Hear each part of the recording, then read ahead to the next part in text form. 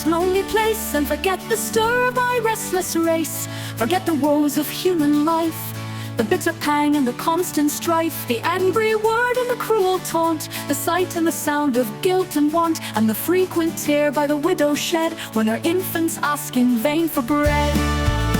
All these I put from my mind aside and forget the offense of worldly pride. It is said that the spirits of buried men oft come to this wicked world again, that the churchyard turf is often trod by the unlaid tenants of tomb and sod, that the midnight sea itself is swept by those who have long beneath it slept.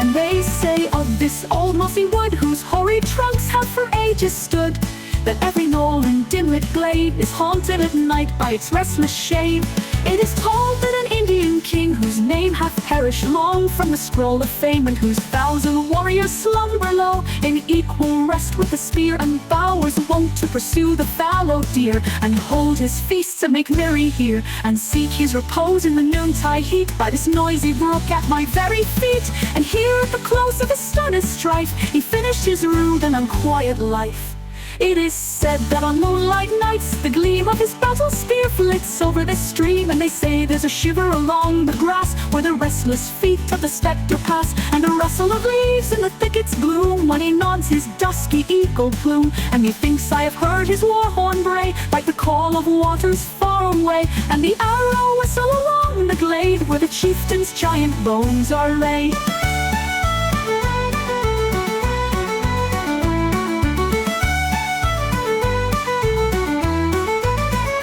Yonder where those grey willows lave their silvery tassels beneath the wave, by the hollow valley's lonely tide, you may find the grave of a suicide. And 'tis said at the noon of a dewy night, when the hills are touched with the silver light, that a spirit leans over that lonely turf like a snowy wreath of the ocean surf, and a sound like a passionate mourner's cry will often startle the passer-by.